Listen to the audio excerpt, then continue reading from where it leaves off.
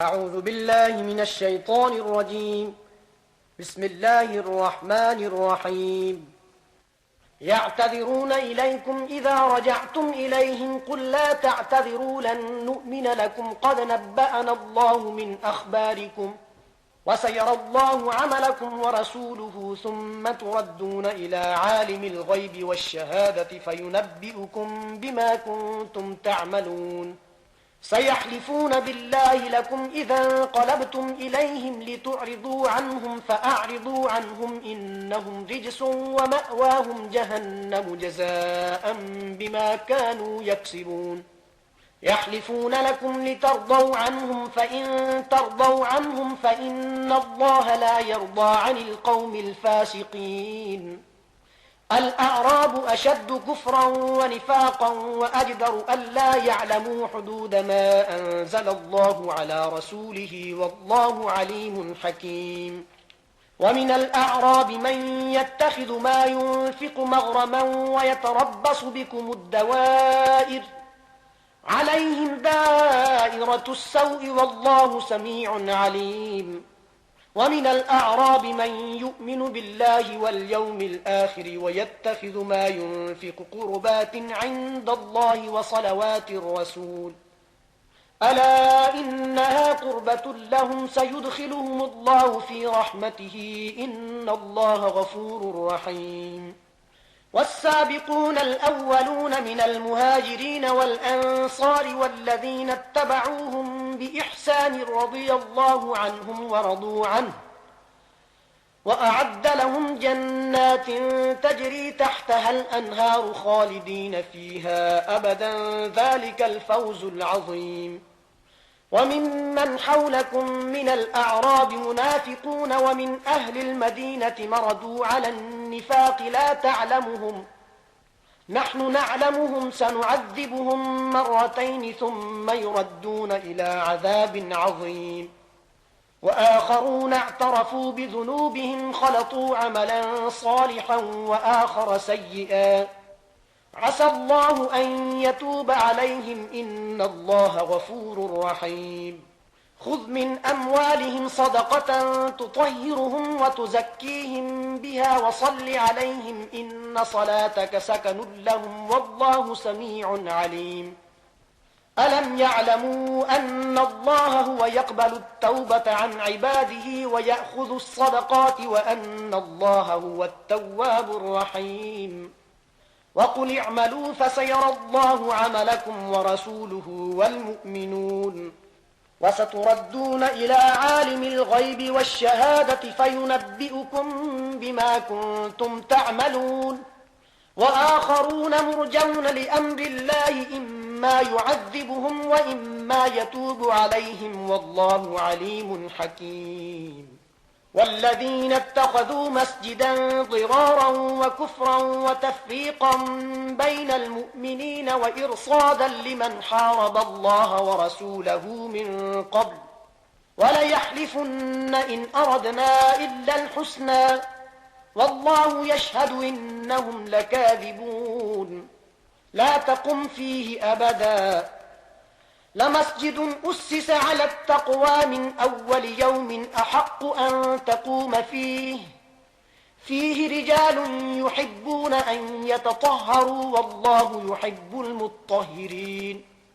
أفمن أسس بنيانه على تقوى من الله ورضوان خير أم من أسس بنيانه على شفا جرف هار فانهار به في نار جهنم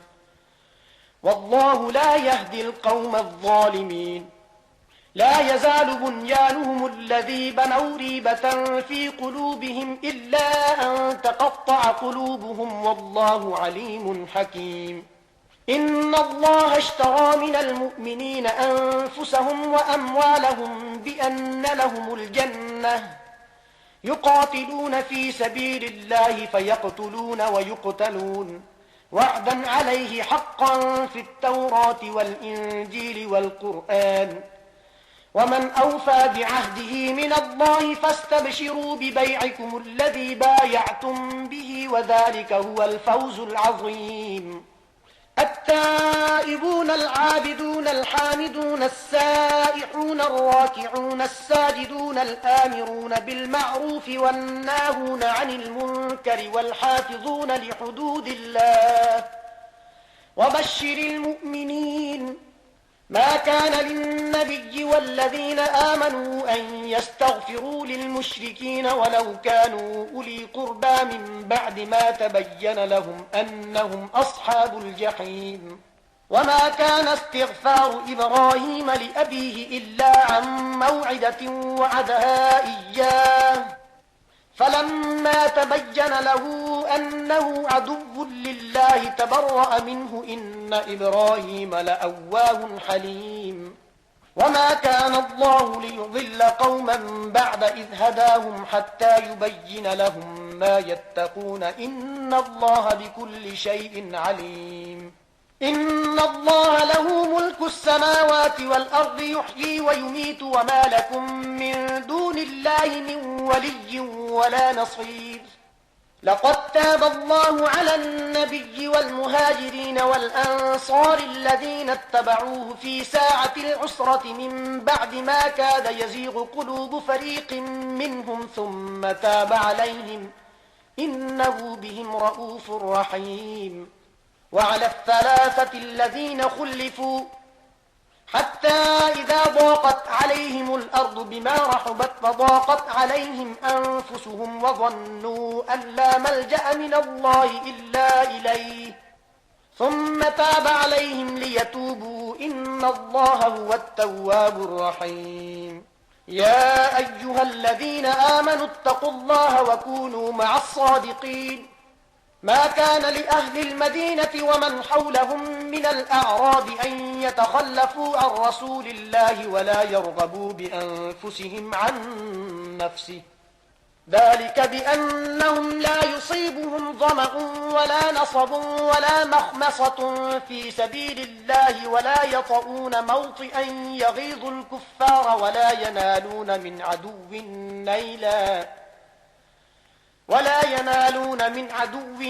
نيلا إلا كتب لهم به عمل صالح إن الله لا يضيع أجر المحسنين. ولا ينفقون نفقة صغيرة ولا كبيرة ولا يقطعون واديا إلا كتب لهم ليجزيهم الله أحسن ما كانوا يعملون. وما كان المؤمنون لينفروا كافة فلولا نفر من كل فرقة منهم طائفة ليتفقهوا في الدين ولينذروا قومهم إذا رجعوا إليهم لعلهم يحذرون. يا أيها الذين آمنوا قاتلوا الذين يلونكم من الكفار وليجدوا فيكم غلظة واعلموا أن الله مع المتقين. وإذا ما أنزلت سورة فمنهم من يقول أيكم زادته هذه إيمانا فأما الذين آمنوا فزادتهم إيمانا وهم يستبشرون وأما الذين في قلوبهم مرض فزادتهم رجسا إلى رجسهم وماتوا وهم كافرون. أولا يرون أنهم يفتنون في كل عام مرة أو مرتين ثم لا يتوبون ولا هم يذكرون. وإذا ما أنزلت سورة نظر بعضهم إلى بعض هل يراكم من أحد ثم انصرفوا صرف الله قلوبهم بأنهم قوم لا يفقهون. لقد جاءكم رسول من أنفسكم عزيز عليه ما عنتم حريص عليكم بالمؤمنين رؤوف رحيم. فإن تولوا فقل حسبي الله لا إله إلا هو عليه توكلت وهو رب العرش العظيم. بسم الله الرحمن الرحيم ألف لام را تلك آيات الكتاب الحكيم. أكان للناس عجبا أن أوحينا إلى رجل منهم أن أنذر الناس وبشر الذين آمنوا أن لهم قدم صدق عند ربهم قال الكافرون إن هذا لساحر مبين. إن ربكم الله الذي خلق السماوات والأرض في 6 أيام ثم استوى على العرش يدبر الأمر ما من شفيع إلا من بعد إذنه ذلكم الله ربكم فاعبدوه أفلا تذكرون إليه مرجعكم جميعا وعد الله حقا إنه يبدأ الخلق ثم يعيده ليجزي الذين آمنوا وعملوا الصالحات بالقسط والذين كفروا لهم شراب من حميم وعذاب أليم بما كانوا يكفرون هو الذي جعل الشمس ضياء والقمر نورا وقدره منازل لتعلموا عدد السنين والحساب ما خلق الله ذلك إلا بالحق يفصل الآيات لقوم يعلمون إن في اختلاف الليل والنهار وما خلق الله في السماوات والأرض لآيات لقوم يتقون إن الذين لا يرجون لقاءنا ورضوا بالحياة الدنيا واطمأنوا بها والذين هم عن آياتنا غافلون أولئك مأواهم النار بما كانوا يكسبون إن الذين آمنوا وعملوا الصالحات يهديهم ربهم بإيمانهم تجري من تحتهم الأنهار في جنات النعيم دعواهم فيها سبحانك اللهم وتحيتهم فيها سلام وآخر دعواهم أن الحمد لله رب العالمين ولو يعجل الله للناس الشر استعجالهم بالخير لقضي إليهم أجلهم فنذر الذين لا يرجون لقاءنا في طغيانهم يعمهون وإذا مس الإنسان الضر دعانا لجنبه أو قاعدا أو قائما فلما كشفنا عنه ضره مر كأن لم يدعنا إلى ضر مسه كذلك زين للمسرفين ما كانوا يعملون ولقد أهلكنا القرون من قبلكم لما ظلموا وجاءتهم رسلهم بالبينات وما كانوا ليؤمنوا كذلك نجزي القوم المجرمين ثم جعلناكم خلائف في الأرض من بعدهم لننظر كيف تعملون وإذا تتلى عليهم آياتنا بينات قال الذين لا يرجون لقاء نأت بقرآن غير هذا أو بدله قل ما يكون لي أن أبدله من تلقاء نفسي إن أتبع إلا ما يوحى إلي إني أخاف إن عصيت ربي عذاب يوم عظيم قل لو شاء الله ما تلوته عليكم ولا أدراكم به فقد لبثت فيكم عمرا من قبله أفلا تعقلون فمن أظلم ممن افترى على الله كذبا أو كذب بآياته إنه لا يفلح المجرمون ويعبدون من دون الله ما لا يضرهم ولا ينفعهم ويقولون هؤلاء شفعاؤنا عند الله قل أتنبئون الله بما لا يعلم في السماوات ولا في الأرض سبحانه وتعالى عما يشركون وما كان الناس إلا أمة واحدة فاختلفوا ولولا كلمة سبقت من ربك لقضي بينهم فيما فيه يختلفون ويقولون لولا أنزل عليه آية من ربه فقل إنما الغيب لله فانتظروا إني معكم من المنتظرين وإذا أذقنا الناس رحمة من بعد ضراء مستهم إذا لهم مكر في آياتنا قل الله أسرع مكرا إن رسلنا يكتبون ما تمكرون هو الذي يسيركم في البر والبحر حتى إذا كنتم في الفلك وجرين بهم بريح طيبة وفرحوا بها جاءتها ريح عاصف وجاءهم الموج من كل مكان وظنوا أنهم أحيط بهم دعوا الله مخلصين له الدين لئن أنجيتنا من هذه لنكونن من الشاكرين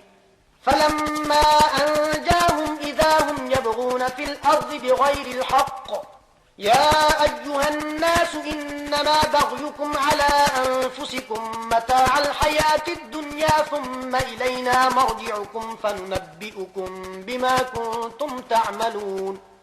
إنما مثل الحياة الدنيا كماء أنزلناه من السماء فاختلط به نبات الأرض مما يأكل الناس والأنعام حتى إذا أخذت الأرض زخرفها وزينت وظن أهلها أنهم قادرون عليها أتاها أمرنا ليلا أو نهارا فجعلناها حصيدا كأن لم تغن بالأمس كذلك نفصل الآيات لقوم يتفكرون والله يدعو إلى دار السلام ويهدي من يشاء إلى صراط مستقيم للذين أحسنوا الحسنى وزيادة ولا يرهق وجوههم قطر ولا ذلة أولئك أصحاب الجنة هم فيها خالدون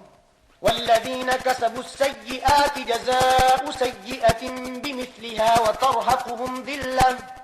ما لهم من الله من عاصم كأنما أغشيت وجوههم قطعا من الليل مظلما أولئك أصحاب النار هم فيها خالدون ويوم نحشرهم جميعا ثم نقول للذين أشركوا مكانكم أنتم وشركاؤكم فزيلنا بينهم وقال شركاؤهم ما كنتم إيانا تعبدون فكفى بالله شهيدا بيننا وبينكم إن كنا عن عبادتكم لغافلين هنالك تبلو كل نفس ما أسلفت وردوا إلى الله مولاهم الحق وضل عنهم ما كانوا يفترون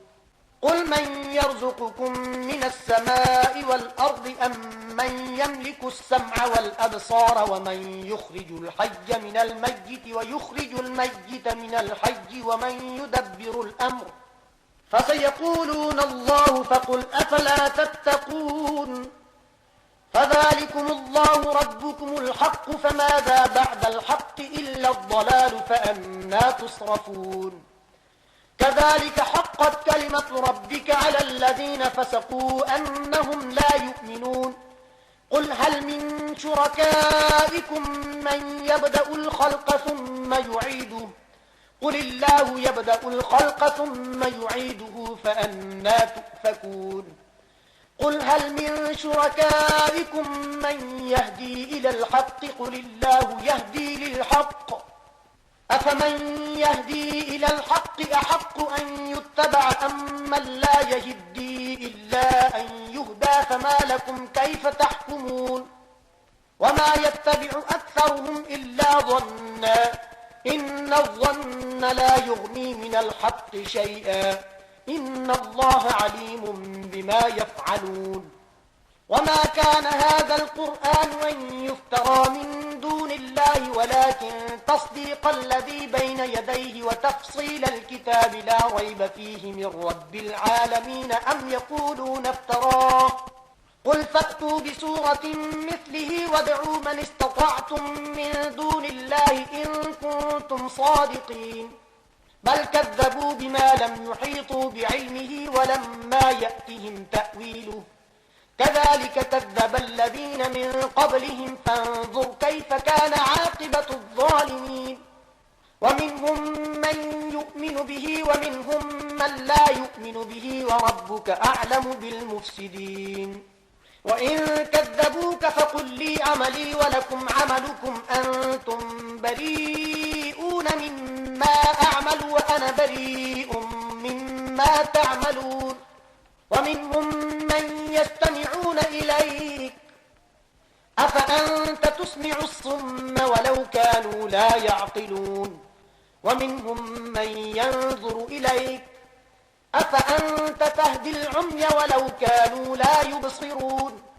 إن الله لا يظلم الناس شيئا ولكن الناس أنفسهم يظلمون ويوم يحشرهم كأن لم يلبثوا إلا ساعة من النهار يتعارفون بينهم قد خسر الذين كذبوا بلقاء الله وما كانوا مهتدين وإما نرينك بعض الذي نعدهم أو نتوفينك فإلينا مرجعهم ثم الله شهيد على ما يفعلون ولكل أمة رسول فإذا جاء رسولهم قضي بينهم بالقسط وهم لا يظلمون ويقولون متى هذا الوعد إن كنتم صادقين قل لا أملك لنفسي ضرا ولا نفعا إلا ما شاء الله لكل أمة أجل إذا جاء أجلهم فلا يستأخرون ساعة ولا يستقدمون قل أرأيتم إن أتاكم عذابه بياتا أو نهارا ماذا يستعجل منه المجرمون أثم إذا ما وقع آمنتم به الآن وقد كنتم به تستعجلون ثم قيل للذين ظلموا ذوقوا عذاب الخلد هل تجزون إلا بما كنتم تكسبون ويستنبئونك أحق هو قل إي وربي إنه لحق وما أنتم بمعجزين ولو أن لكل نفس ظلمت ما في الأرض لافتدت به وأسروا الندامة لما رأوا العذاب وقضي بينهم بالقسط وهم لا يظلمون ألا إن لله ما في السماوات والأرض ألا إن وعد الله حق ولكن أكثرهم لا يعلمون هو يحيي ويميت وإليه ترجعون يا أيها الناس قد جاءتكم موعظة من ربكم وشفاء لما في الصدور وهدى ورحمة للمؤمنين قل بفضل الله وبرحمته فبذلك فليفرحوا هو خير مما يجمعون قل أرأيتم ما أنزل الله لكم من رزق فجعلتم منه حراما وحلالا قل الله أذن لكم أم على الله تفترون وما ظن الذين يفترون على الله الكذب يوم القيامة إن الله لذو فضل على الناس ولكن أكثرهم لا يشكرون وما تكون في شأن وما تتلو منه من قرآن ولا تعملون من عمل إلا كنا عليكم شهودا إذ تفيضون فيه وما يعزب عن ربك من مثقال ذرة في الأرض ولا في السماء ولا أصغر من ذلك ولا أكبر إلا في كتاب مبين ألا إن أولياء الله لا خوف عليهم ولا هم يحزنون الذين آمنوا وكانوا يتقون لهم البشرى في الحياة الدنيا وفي الآخرة لا تبديل لكلمات الله ذلك هو الفوز العظيم ولا يحزنك قولهم إن العزة لله جميعا هو السميع العليم ألا إن لله من في السماوات ومن في الأرض وما يتبع الذين يدعون من دون الله شركاء إن يتبعون إلا الظن وإن هم إلا يخرصون هو الذي جعل لكم الليل لتسكنوا فيه والنهار مبصرا إن في ذلك لآيات لقوم يسمعون قالوا اتخذ الله ولدا سبحانه هو الغني له ما في السماوات وما في الأرض إن عندكم من سلطان بهذا أتقولون على الله ما لا تعلمون قل إن الذين يفترون على الله الكذب لا يفلحون متاع في الدنيا ثم إلينا مرجعهم ثم نذيقهم العذاب الشديد بما كانوا يكفرون واتل واتل عليهم نبأ نوح إذ قال لقومه يا قوم إن كان كبر عليكم مقامي وتذكيري بآيات الله فعلى الله توكلت فأجمعوا أمركم وشركاءكم ثم لا يكن أمركم عليكم غمة ثم اقضوا إلي ولا تنظرون فإن توليتم فما سألتكم من أجر إن أجري إلا على الله وأمرت أن أكون من المسلمين فكذبوه فنجيناه ومن معه في الفلك وجعلناهم خلائف وأغرقنا الذين كذبوا بآياتنا فانظر كيف كان عاقبة المنذرين ثم بعثنا من بعده رسلا إلى قومهم فجاءوهم بالبينات فما كانوا ليؤمنوا بما كذبوا به من قبل كذلك نطبع على قلوب المعتدين ثم بعثنا من بعدهم موسى وهارون إلى فرعون وملئه بآياتنا فاستكبروا وكانوا قوما مجرمين فلما جاءهم الحق من عندنا قالوا إن هذا لسحر مبين قال موسى أتقولون للحق لما جاءكم أسحر هذا ولا يفلح الساحرون قالوا أجئتنا لتلفتنا عما وجدنا عليه آباءنا وتكون لكما الكبرياء في الأرض وما نحن لكما بمؤمنين وقال فرعون ائتوني بكل ساحر عليم فلما جاء السحرة قال لهم موسى ألقوا ما أنتم ملقون فلما ألقوا قال موسى ما جئتم به السحر إن الله سيبطله إن الله لا يصلح عمل المفسدين ويحق الله الحق بكلماته ولو كره المجرمون فما آمن لموسى إلا ذرية من قومه على خوف من فرعون وملئهم أن يفتنهم وإن فرعون لعال في الأرض وإنه لمن المسرفين وقال موسى يا قوم إن كنتم آمنتم بالله فعليه توكلوا إن كنتم مسلمين فقالوا على الله توكلنا ربنا لا تجعلنا فتنة للقوم الظالمين ونجنا برحمتك من القوم الكافرين وأوحينا إلى موسى وأخيه أن تبوأ لقومكما بمصر بيوتا واجعلوا بيوتكم قبلة وأقيموا الصلاة وبشر المؤمنين وقال موسى ربنا إنك آتيت فرعون وملأه زينة وأموالا في الحياة الدنيا ربنا ليضلوا عن سبيلك ربنا اطمس على أموالهم واشدد على قلوبهم فلا يؤمنوا حتى يروا العذاب الأليم قال قد أجيبت دعوتكما فاستقيما ولا تتبعان سبيل الذين لا يعلمون وجاوزنا ببني إسرائيل البحر فأتبعهم فرعون وجنوده بغيا وعدوا حتى إذا أدركه الغرق قال آمنت أنه لا إله إلا الذي آمنت به بنو إسرائيل وأنا من المسلمين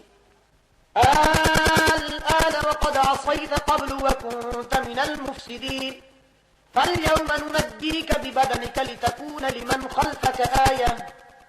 وإن كثيرا من الناس عن آياتنا لغافلون ولقد بوأنا بني إسرائيل مبوأ صدق ورزقناهم من الطيبات فما اختلفوا حتى جاءهم العلم إن ربك يقضي بينهم يوم القيامة فيما كانوا فيه يختلفون فإن كنت في شك مما أنزلنا إليك فاسأل الذين يقرؤون الكتاب من قبلك